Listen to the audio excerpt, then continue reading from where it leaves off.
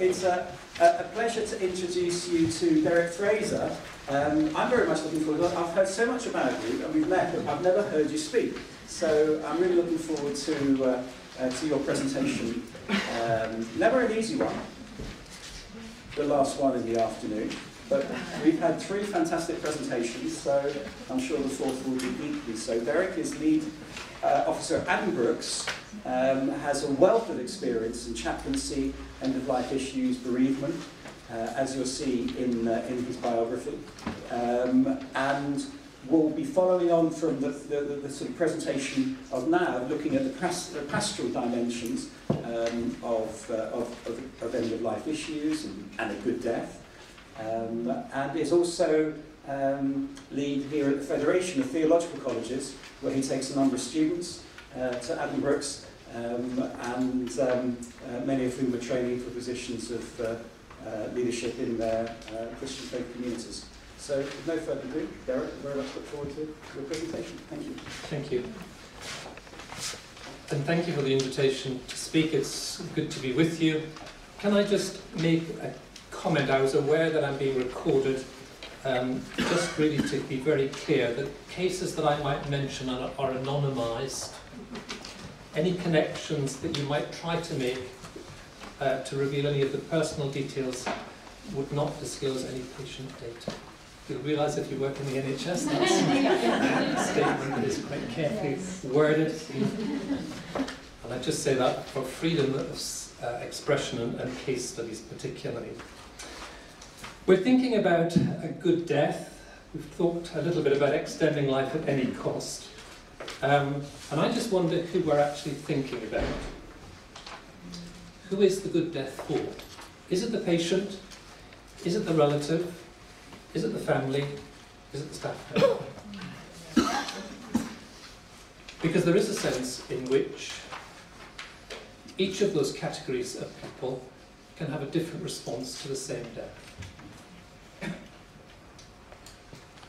We'll come back to that a little bit more.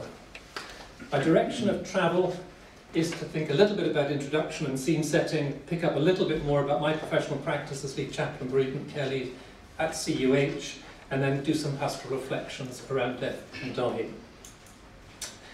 A good death in hospital is perhaps important to think a little bit about, in the sense that a lot of our thinking has been significantly influenced by Cicely Saunders' work when she established the first purpose-built hospice in 1967.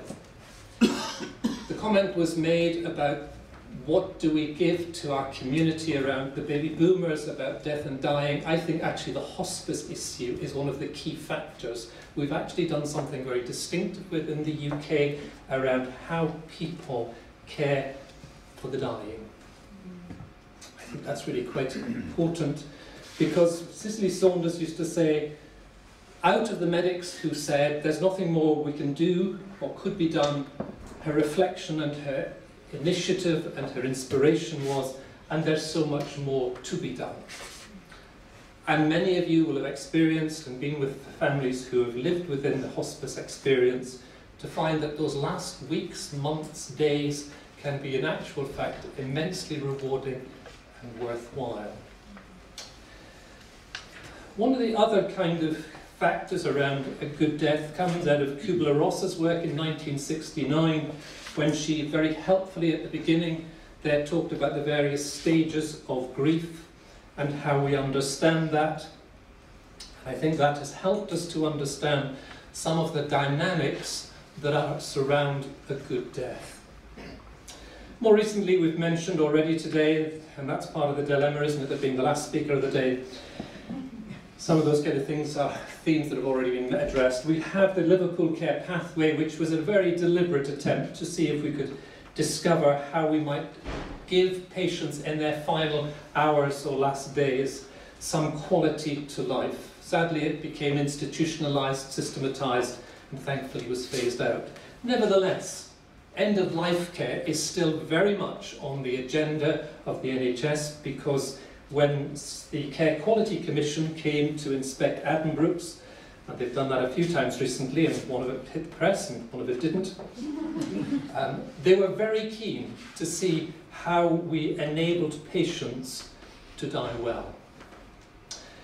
They were very concerned that there was a much more holistic way in which we might die and care for patients. I suppose the other thing around the care of a good death in hospital is that in actual fact, when we look at neonatal care and paediatric deaths, we've actually become much better at marking those occasions. Many of you will be familiar with footprints and handprints that are created of the little ones, that families can actually take something tangible away and remember their little ones. Sometimes when we deal with children as they're dying, we've actually created memory boxes. And again, tangible ways in which we can actually change people's experience of death and dying. So sometimes we've watched quite some significant changes within the hospital around dealing with a good death. A good death, well, historically we've mentioned already that it was something we prepared for. But there is a sense in which we've seen an attempt that we would rather do something than wait for the inevitable. And I suppose most recently we've seen an emphasis among some people who are keen for the best possible outcome, that we get on and do something than passively wait for the inevitable. And so euthanasia and physician-assisted suicide are beginning to be emerged and are used as driving forces. I suppose it's helpful just to pause and reflect that the story underlying that position is that they fundamentally believe that we are determiners and possessors of our own life, that our time is something to be lived through, so death, when it can no longer be avoided, should be hastened by our own power. Let me suggest to you that that in some senses is wanting to avoid what they perceive as the anguish of death. They imagine we can control our own destiny. I wonder sometimes whether their sense of common humanity and understanding deprives them of something of the richness of living in community with people. And I'm saying that very deliberately because we've lived with people before who have feared the sense of death and wondered how they were going to cope. I vividly remember a woman saying to me, I can't walk the dogs, I can't do the gardening, I can't cook, I can't. It was when she hit my second hand and it was number 6. And I very carefully do that when I'm often talking. I got to number 6 and she said to me, I've nearly filled your hands up and I've got more to do. I said, you've told me everything you can't do. This was a woman who had been, the cancer was so advanced that she'd been bedbound. And I said to her, I just wonder who is behind the human machine that you've been describing. She said, but I'm the mum and I'm this and I'm that. I said, yeah, I know all of that. Out of that experience, we talked with husband and wife and kids. And interestingly, she went home, they brought the bed downstairs, they had big double doors. They rigged up a system whereby she had a device to throw the ball in the garden so the dog could run back and forward. She had a gardener employed for the summer. They gave her a pair of binoculars so she could check that he was doing it the right way. That was all of those kind of practicalities of life. But what was most encouraging, and it was only I got to know this because husband came back to talk to me about it a few months later. He said one of the most significant factors was that in fact, Mum had time to talk. She talked to me about our life together, about our kids. She talked to the kids about what they had meant to her. And he said to me, and when she died, we ended up discovering we'd had more conversations that had been rich and rewarding than all the activity that she'd spent the last 20 years being busy about. And I reflected with him that so often we get absorbed in the doing of life and we forget sometimes we're actually human beings. And it's the being that is very crucial. So let me suggest to you that sometimes the agenda of euthanasia, physician-assisted suicide, robs us of all of that. Because if you're faced with death and dying, you've got to address it. You've got to decide how you're going to live with it. I reflected, there's time enough for love. And I think sometimes death teaches us how to live in the immediate. It also gives us the opportunity to live and love and be vulnerable. How many of you tell your kids, how many of you tell other people how much you love them? I had the very sad situation of my own mum dying, and just as she was dealing with a difficult diagnosis, and I remember us sitting on our garden swing in Leeds, and she turned to my wife and she said to me, "You know, Linda, you've been a super wife." And then went on quite extensively, not too far. My wife turned to me and she said, "Do you know, that's the first time she said anything. I always thought I was not the best daughter-in-law."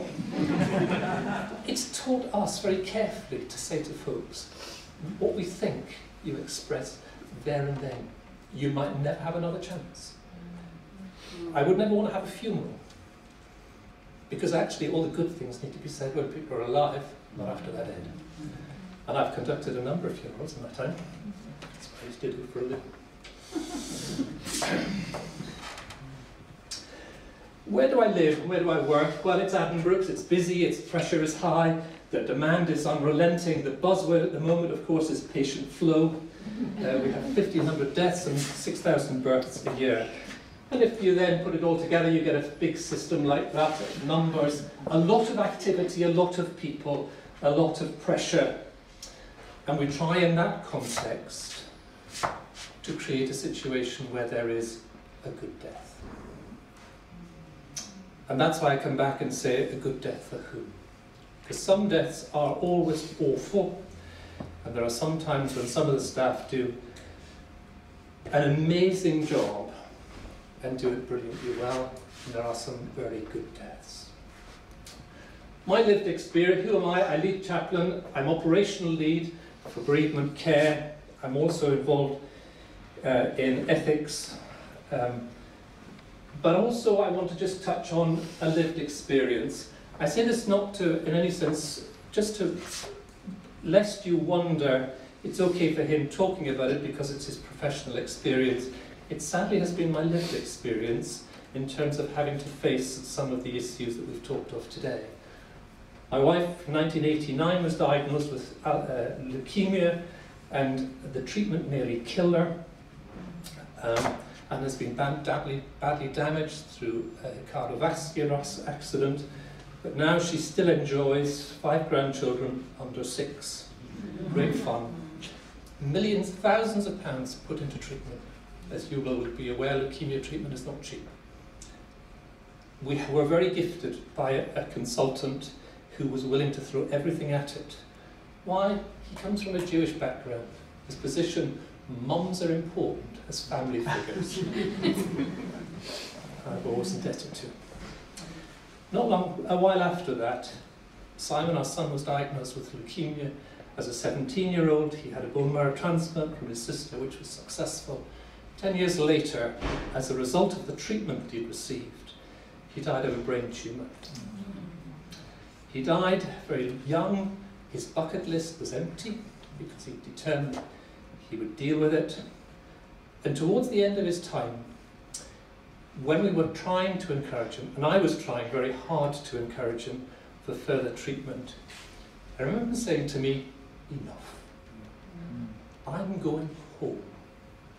He was Christian, he was very convinced of his Christian faith. He joked towards the end about he couldn't afford to buy green bananas. He and his mum shared the same black sense of humour.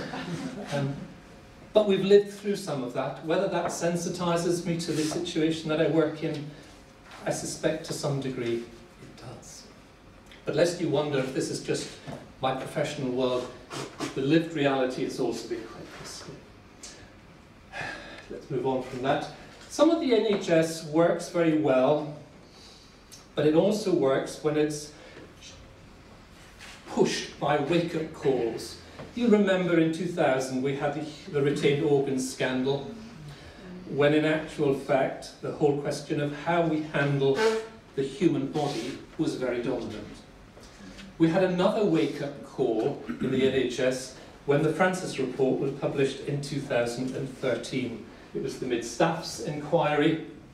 Robert Francis reported very carefully about what was happening in that situation. And fundamentally, it was a call for improved support for more compassionate care. He talks about a pervasive lack of compassion. And there is a sense in which, out of the Francis report, the whole agenda of compassionate response, good care was important, and how we might handle a good death was also an integral part of that.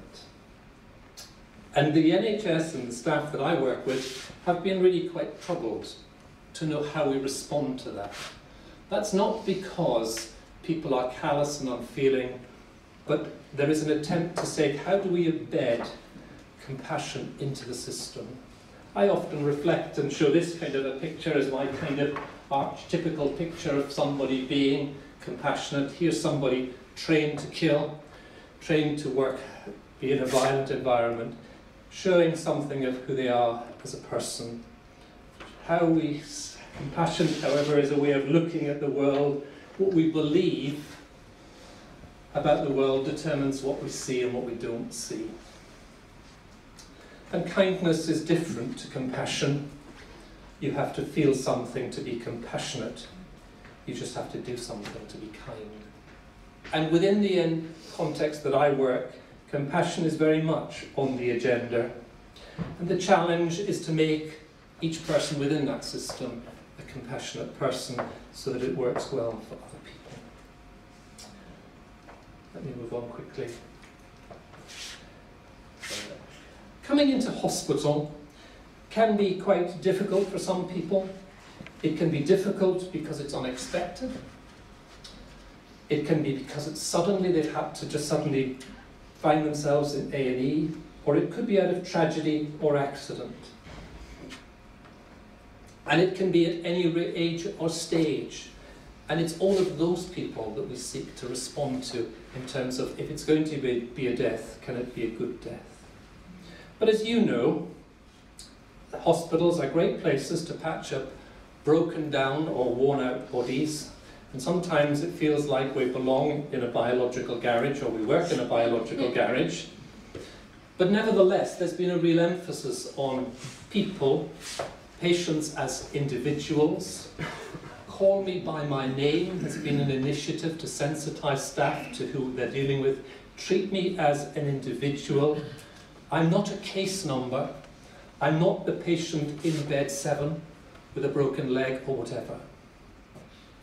And I suspect that one of the impacts of palliative care has been to continually bring back this whole personalising of care back on the agenda, particularly around death and dying. How does chaplaincy fit into that? Well, many people would suggest the chaplains are only there to deal with the religious people. We're the God Squad, end of subject. If we were, we would be very quickly becoming out of a job because official religion is declining in our setting. But within an acute setting, our agenda is a much bigger, broader and more expansive piece of work. Let me reflect it in this way. Doctors will often talk to patients about the pain that they've got, wherever that might be, and they deal with that. They deal with their concerns and give them pain control operations or whatever. But we also know that some of the agenda that people bring in is not just their physical dimension, but some of the existential challenges and some of the spiritual pain that they have. Now, some of my medical colleagues just tell me that I'm just only to deal with religion, and I remind them that are they simply, as Theodore Dobansky has described them, I'll give you time to read this quote because I think it's quite fun, are we simply a conglomeration of transformed groceries?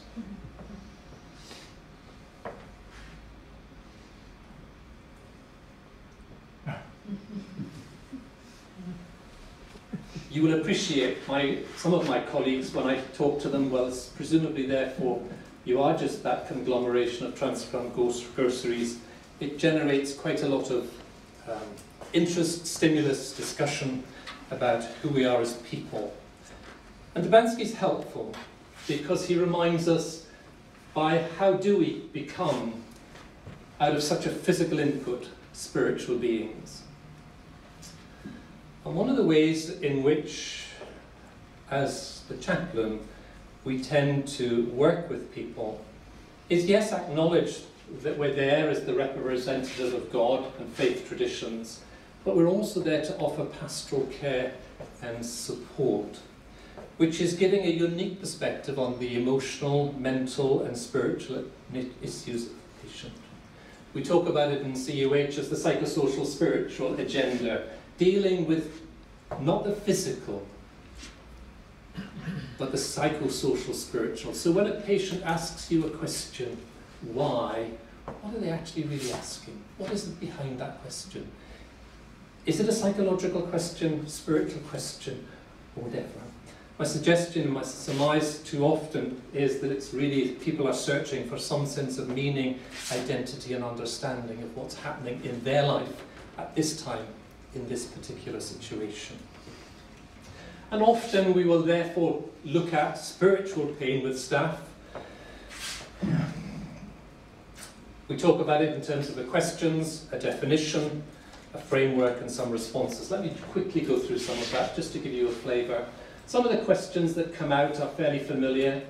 Patients asking all of those kind of issues. Other questions that come out as... Sorry, let me go back. And the bottom one is very pertinent because often people feel as though they are being punished, whatever they feel as though they've done wrong, and sometimes they don't feel as though they've done much wrong. But nevertheless, it doesn't stop them feeling as though, because this present experience of suffering is so intense, they must be being punished.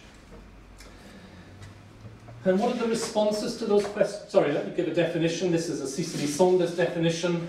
Life likely to come to an end soon stimulates a desire to put things first.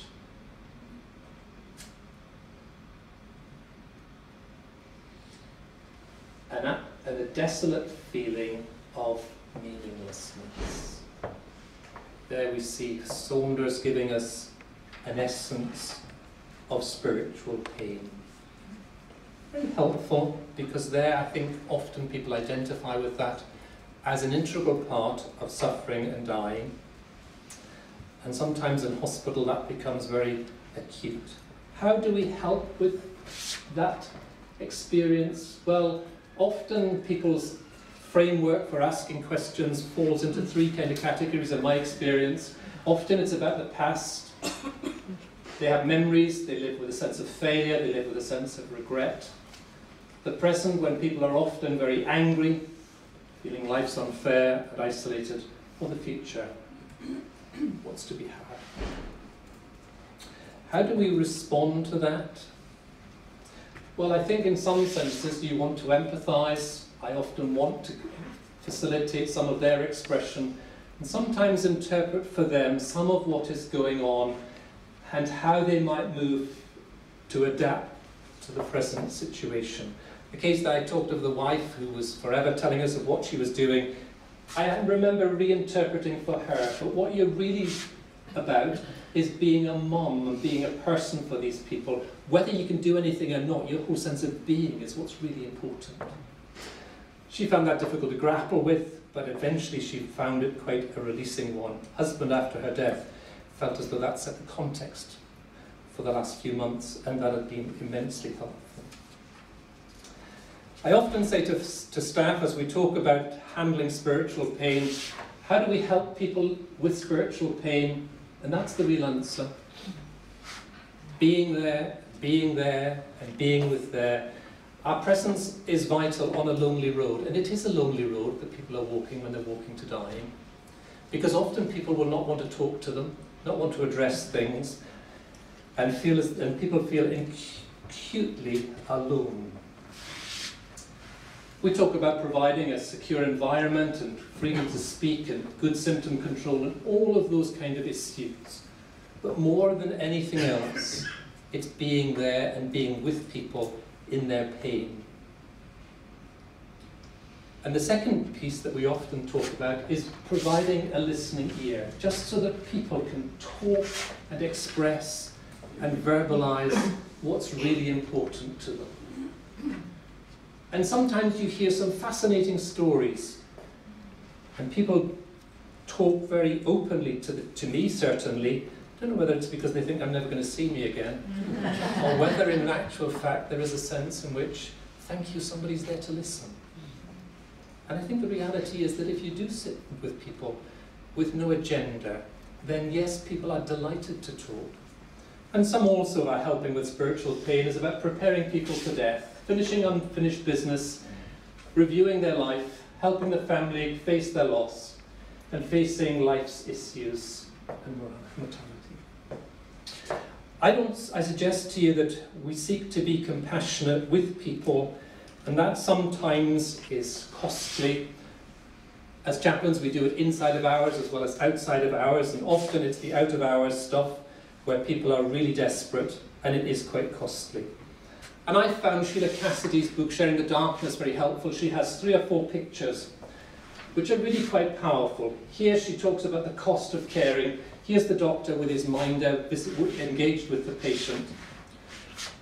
Professionally, they're quite secure because they're doing their task. In the same way, the vicar is there, robed up, doing his task in his professional garb. But she goes on to say, the reality, of course, is very different when it's one naked human being facing another naked human being in the pain and the anguish of, there's nothing else I can say with you, other than I can walk with you along the road as you face death. And time again, I end up finding myself in that situation. We know that staff find themselves in that situation. It's vulnerable, it's costly, it's demanding, and yet immensely rewarding. And often I would say to staff, understanding some of that explains why you've had a hard, you're exhausted at the end of a shift that appeared to be not that demanding. Let me go on to talk about a little bit something of our practice within the hospital. Many patients die well. They feel supported, they feel cared for, they feel as though it's been a reasonable death or a good death. Others struggle and have questions and sometimes become quite angry.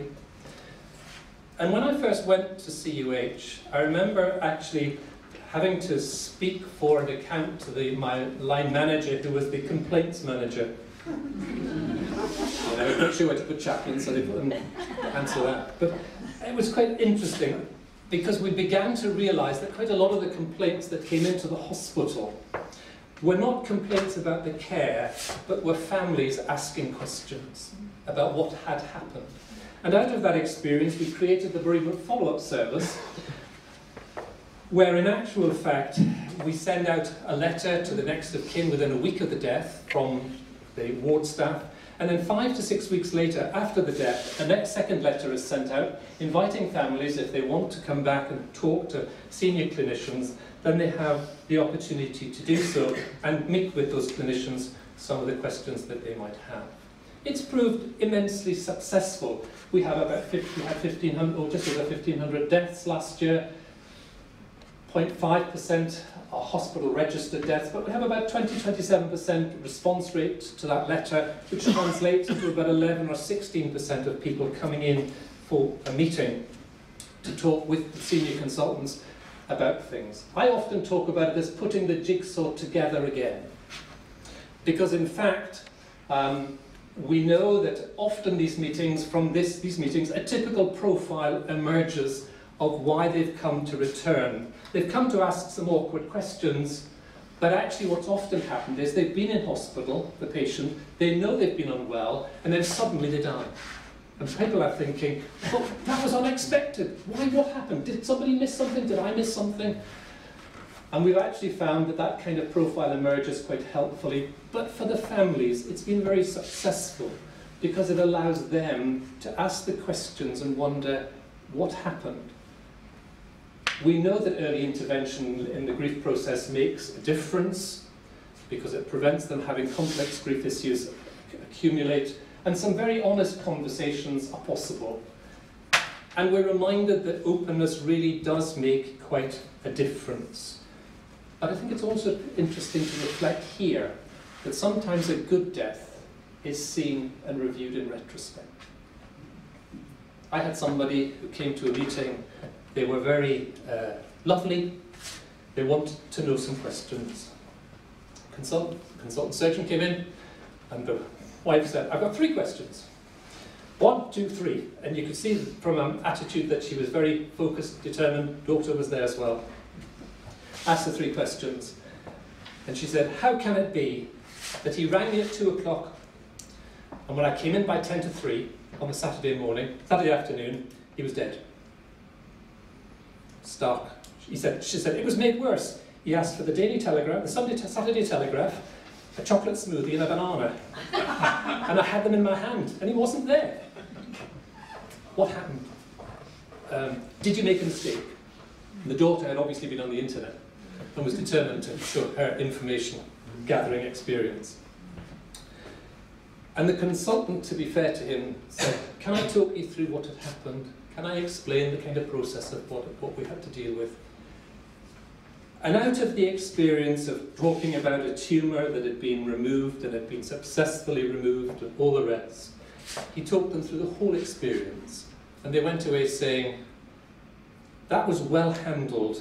And yes, I realised there was a risk in him having the operation that he might have a heart attack because of an embolism." But the wife said to me, "But the fear and the other side, which is if he'd given them too much medication, he would have been paralysed and wheelchair bound, is horrendous. That's even more unthinkable." And for a man who was an active individual at 70 and a keen farmer and, she said, that would have been a living hell. So she said to me, "Thank you, that's been a good death." So I looked at each other and went, right. Interesting that when she heard this full story and the risks that were involved, why should she hear the risks that the surgeon had in his mind? She began to understand that everything had been done, but in actual fact, for them it was a sad situation that he had a heart attack. There was that risk, but in actual fact, all in all, the death had been what she described as a good death. Interestingly, these are the kind of key factors that come out of those conversations. When I said a typical profile emerges, what if, what, when and how, people want to know some details, and why the sudden deterioration. And then finally, final moments. Who was there? What happened? Was there any recognition? People were very keen to have those kind of questions and conversations. We found that really helpful to enable families sometimes to have those questions answered to allow them to go on in their grieving. Not that you want to say that it was a good death or a bad death, but actually it enables families to put the jigsaw puzzle pieces together. It's also very interesting because it's allowed the staff, some of the senior consultants, to say, "Yeah, we did a good job there. We might not have got it completely right, but good enough." And then sometimes there are issues that need to be learned, and they're taken away and processed. And I've been very encouraged that some of the very senior staff in the consultant body have been very enthusiastic to help and support and talk through some of those issues with families. Let me move on, and I'm conscious of time, to pastoral reflections. I want to just pick up 6 themes, but quite lightly. I want to think a little bit about Kay Hirth's work on hope fostering, the 11 qualities of a good death that's just been recently published, and then talk a little bit about presence and passivity and themes from conversations. Kay Hirth did some fantastic work in the 1990s when she developed hope fostering factors and hope hindering factors. This list of 7 factors for me has been really helpful because it gives us the data from the interviews with people who are dying of what helped them as they were approaching their death. She talks about a sense of interpersonal interconnectedness. Yes, it's American, we apologise for the kind of clunky language, but it is about shared, meaningful relationships, a sense of lightheartedness, a bit of fun and joyful playfulness. Personal attributes are important in conversations, and sometimes an affirmation of worth is significant. Number 4 is an interesting one, attainable aims, directing efforts at some purpose. He talks actually about short-term achievable goals as really very significant. We had somebody who died in our village community several years ago. She was very poorly, young lass. Her parents were very distressed when she was diagnosed and terminal. And I remember on the Monday talking to Mum and Dad about what was going to happen in the next week or 2 or 3. And I remember saying to the patient, what would make today a good day? What would make this week a really good week? She said, I don't know, because I've just had some lousy news. I said, oh, yeah, I know it's pretty lousy, but what would be helpful? She says, what I'd really like to do is get out of here, not surprising, and breathe the air of the gods. Family, to be fair, were brilliant, and the nursing staff. And on the Wednesday, this lass in a wheelchair was taken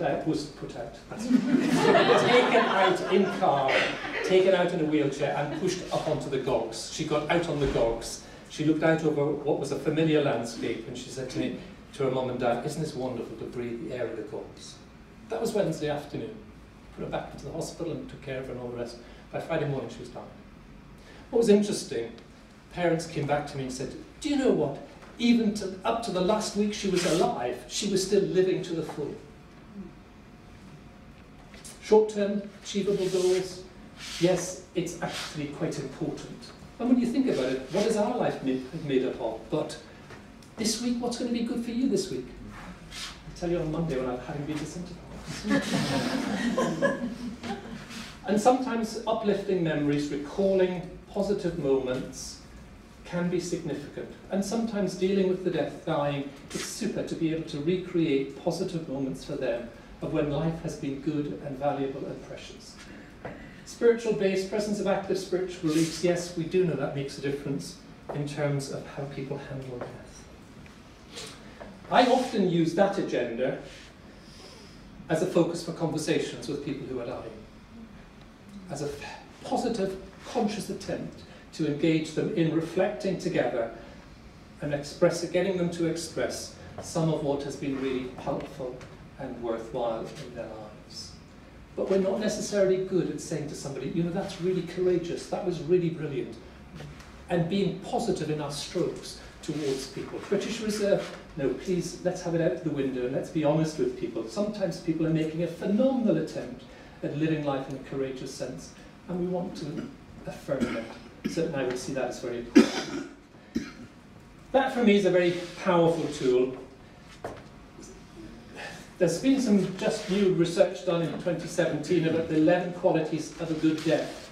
Control over the specific dying process, pain-free, but again, we see again, engagement with religion, emotional well-being, a sense of life's completion, choices, and again, having family and present and saying goodbye, and a quality of life during the dying experience, good relationships. Sorry, wrong spelling, isn't it? Virginia will bear witness to the fact that this has been a hard thing to pull together this week. But again, a lot of that is not about physical care, it's about engagement as people, with other people. And as I've said before, one of the key factors in dealing with spiritual pain is the fact of being with people in their anguish.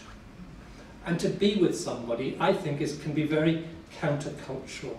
We avoid the bereaved because we don't know what to say. I've had people cross the road and say to me, I didn't know what to say to you, so I just avoided you. When in actual fact, the bereaved crave, in one sense, your presence. Even if it's just to say, I don't know what to say to you. But we avoid the dying in the same way because we don't know what to say. When many senses, what they yearn for is our company and our presence. And I suppose in one sense, I think that's such a shame that we avoid people, when in actual fact the opportunity can be very rewarding It might be very draining for us, but very rewarding for them in terms they know somebody will sit and listen and talk with them. If we find presence a challenge, then let me suggest to you that passivity, doing nothing at all, is another challenging issue, and perhaps a more demanding facet of dying and death. There are times when some things like illness, disability, death are forced upon us and we have to deal with them, and that's when we're forced back on our character and how we respond. What kind of choices will we make? What kind of decisions will we take? And sometimes it's that issue that really is very thrust into the agenda. It's about that whole question of presence, consistency, feelings important, priorities are important, but sometimes the passivity is the only option often, and we have to simply stay there and be with people and be helpless. I hate being helpless. I hate sitting still. I'm a real kind of get up and go, and you know, sometimes families say to me, just sit down, Derek. I say to them, I sit down all day long at work and being with people. But it's interesting because actually Van Stone's work that you mentioned is very powerful in that sense. If you're ever involved with death and dying and that agenda, his theology there, his opening up of that agenda is very profound and insightful. How we handle the passivity, how we handle the presence, impacts on us. And I suspect sometimes that's why we run away from the death and the dying. Mary Craig, in her book, Blessings, written in 1979, tells the story of how she found strength to cope with the overwhelming problems of bringing up a profoundly disabled child. She describes in the book how she survived when the tragedy struck a second time. And against all of the odds, she found joy in the face of deep suffering. How? She went to work and help in one of the Sue Ryder homes that was looking after the survivors of the concentration camps. Her final chapter is perhaps one of the best chapters of the theology of suffering that I know. She talks, and I've got the quote here, it's such a good one. In the teeth of the evidence, I don't believe any suffering is ultimately absurd or pointless. The value of suffering lies in what a sufferer makes of it. In sorrow, we discover the things that really matter. In sorrow, we discover ourselves. The real tragedy of suffering is the wasted opportunity. And that's a choice we all face, how we respond to suffering in the face of issues. How do you choose to live your life? I say that very carefully because how many of us know we've got tomorrow? My reality has been we never used to know what was going to happen the next week.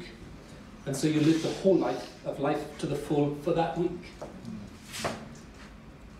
That is the way in which you live your life because you make a conscious decision. It's a choice we make day by day. I suppose time and again I find myself encountering people in the hospital who are unable to do for themselves, and all that they have left is who they are. They're stuck in a bed, often very damaged and unable to help. But in actual fact, who they are as a person is the crucial bit of the jigsaw puzzle, because they have an opportunity to choose what they will focus on, what's important to them, and what values they will hold as dear. I was speaking to somebody just a few days ago who said, I know I'm dying, I can't do much, but I could try and make you laugh. I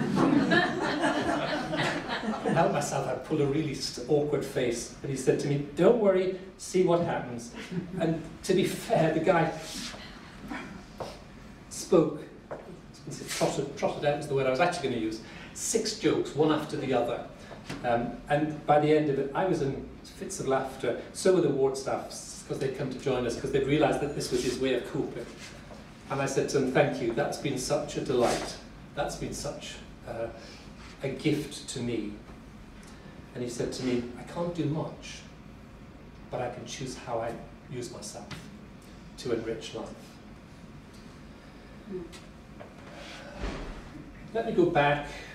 It's Mary Craig, somebody else who said, suffering colours life, doesn't it? And the other person replied, yes, but I propose to choose the colour.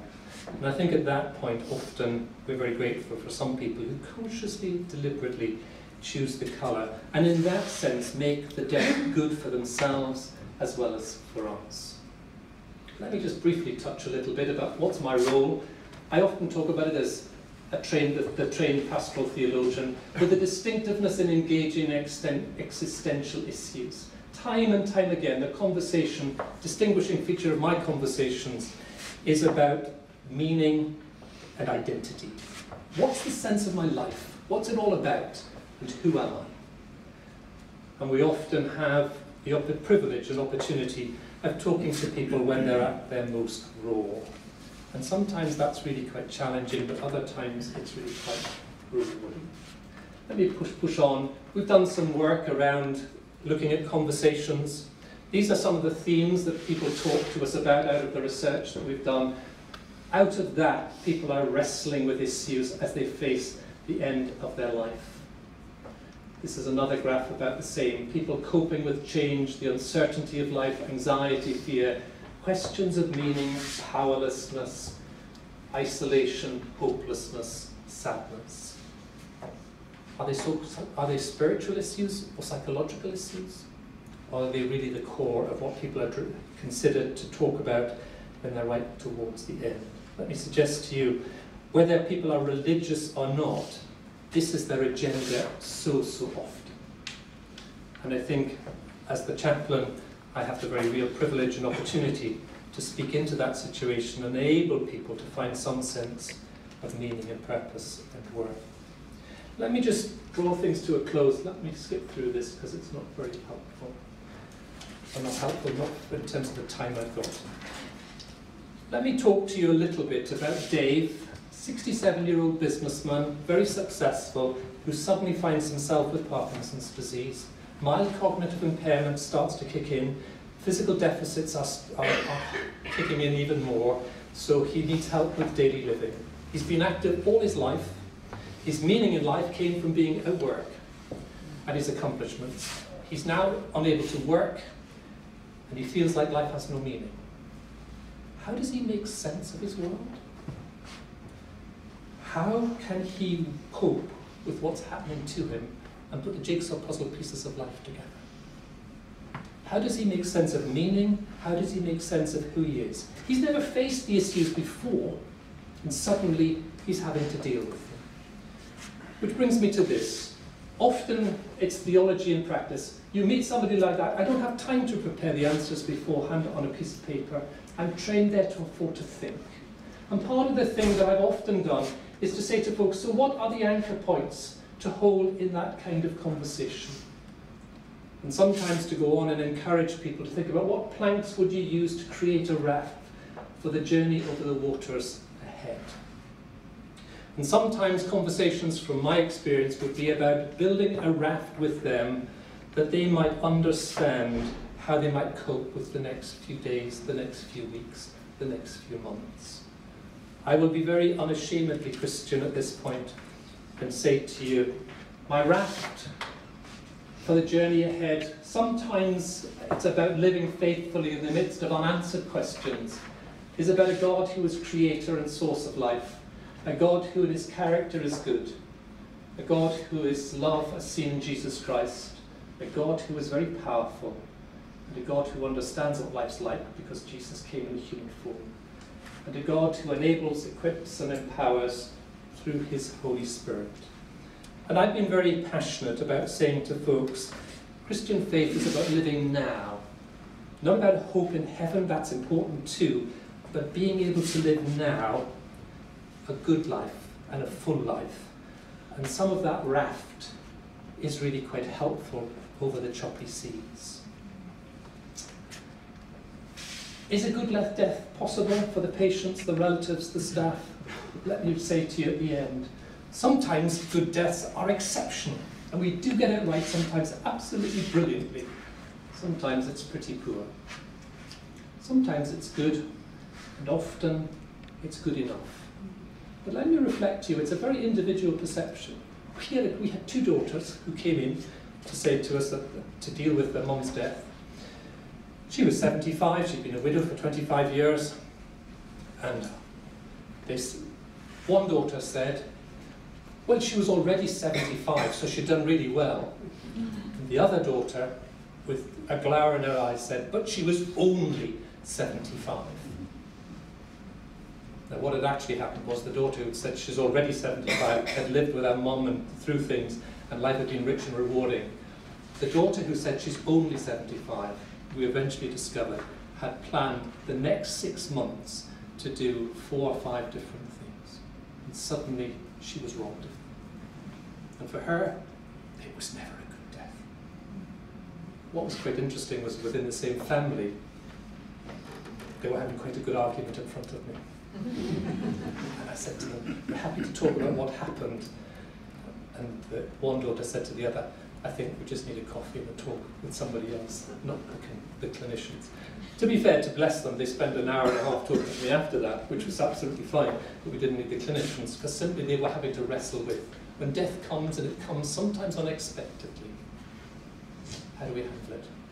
And I remember reflecting with them, so how are you going to live today and the weeks to come out of the experience that comes months later? I've spoken too long. Apologize there.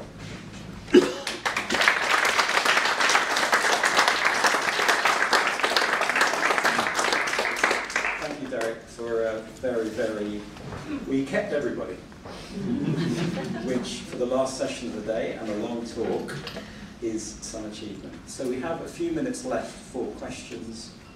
Brief, I would ask. It's not really a question, it's a comment, and I'm thinking about what you said about your own life. Yeah. And building the planks, and it reminded me of Michael May's Enduring Melody, where he talks about the cantus firmus of his life.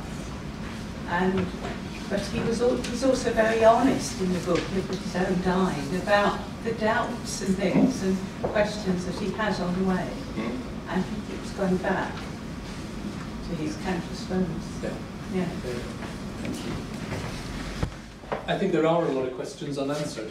That's where I think Swinton in his book Raging with Compassion, which talks about walking faithfully towards the end, often with unanswered questions, is really helpful. And this also sort of run a more factual question. 1,547 people died. Yeah.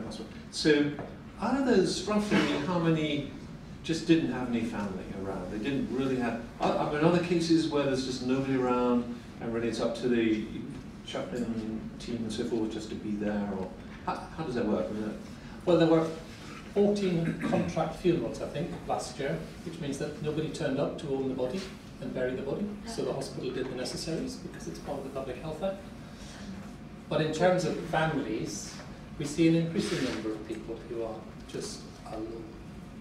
And I would have thought 5 or 10% of people have often no family there. It's very difficult to be judgmental. I was in an intensive care the other day, and the close family were not there. They'd gone away, and one of the distant family members said they just couldn't hack it. And I said to them, that's okay too. I caught up with the other person, but the family who walked out, and they said, we've just had one death after another, after another, after another. So this one, we knew how to protect ourselves. So sometimes it's difficult to gauge that and judge that. But increasingly, the loneliness is evident in people's not having folks around. I have to say, some of the nursing colleagues are really go with the second line.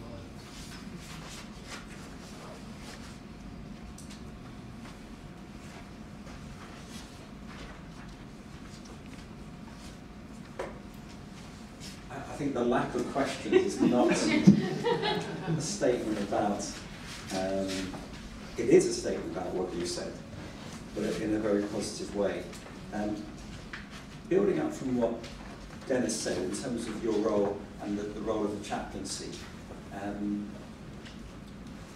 what about those deaths unborn children and helping the family cope.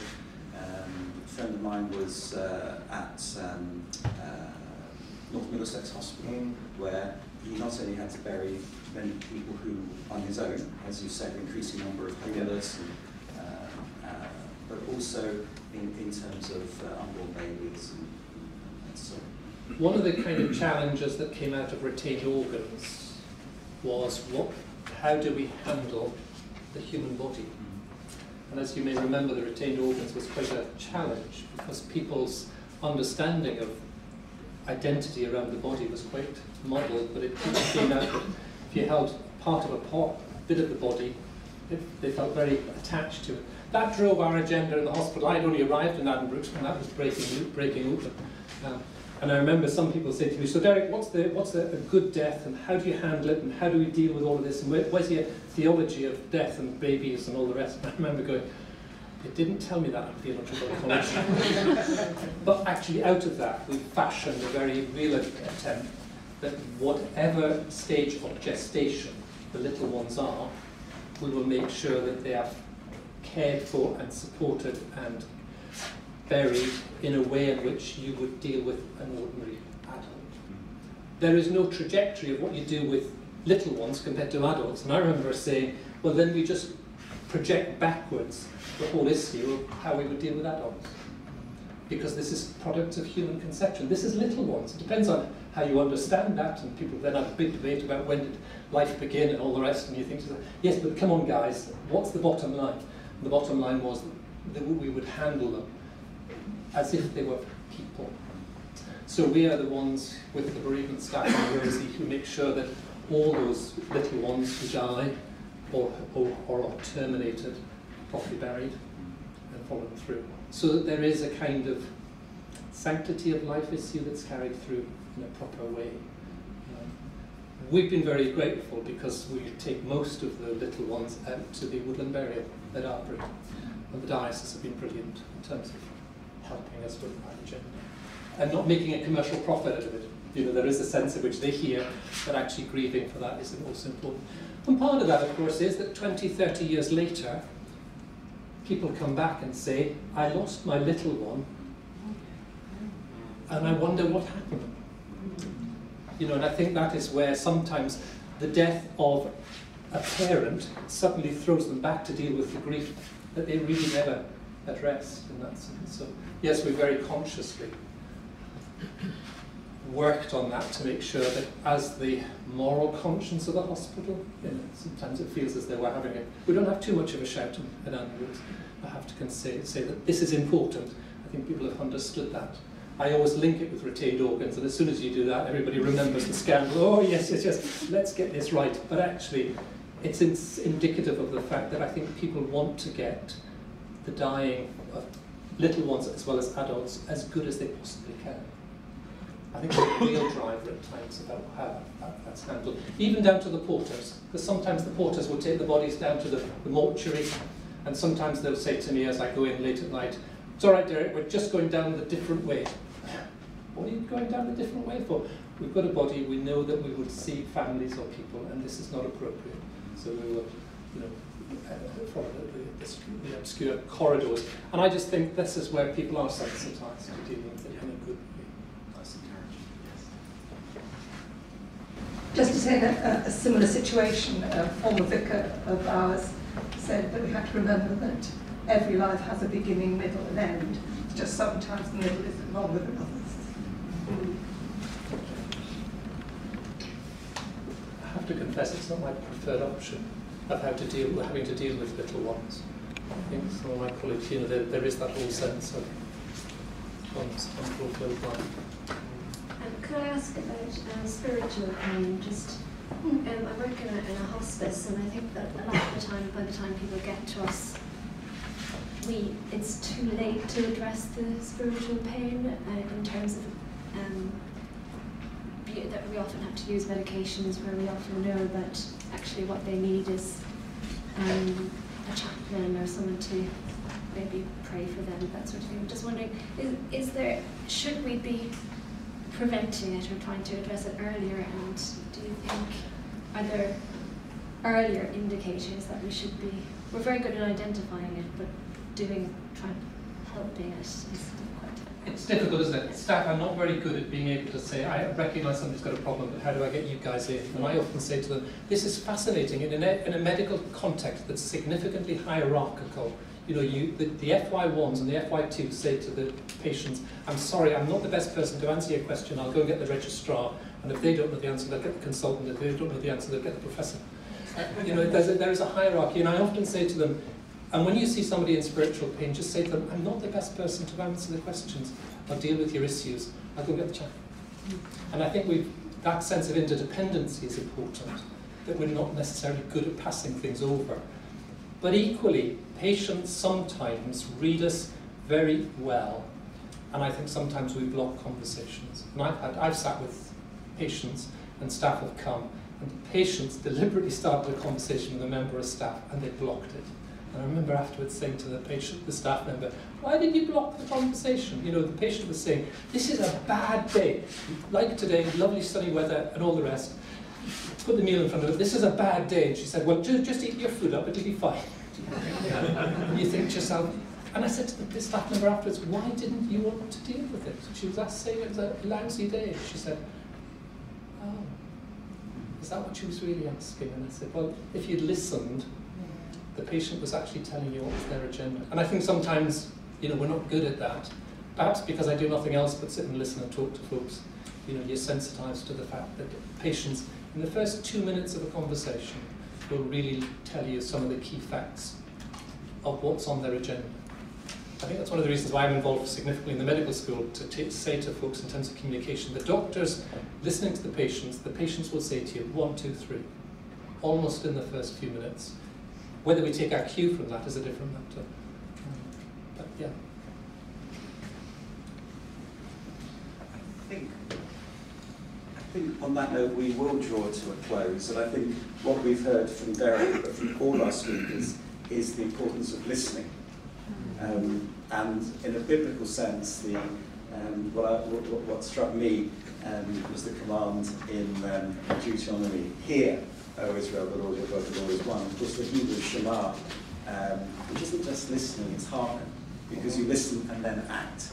And I think if there's one thing that we've all taken, and we're a wide range of people here today, from theologians and healthcare professionals, chaplaincy, a whole range, teachers, a whole range of people, is that what we've heard is something that each of us, I think, can take back in whatever work, vocation, profession that we do. So Derek, and Nav, John and David, thank you on behalf of everybody here for 4 absolutely fantastic presentations. As Bob said, we'll make sure that these presentations go up online. So there's been a fair amount of social media. I haven't been texting, by the way. I have been tweeting about it. So there's already social media interest in what you've had to say.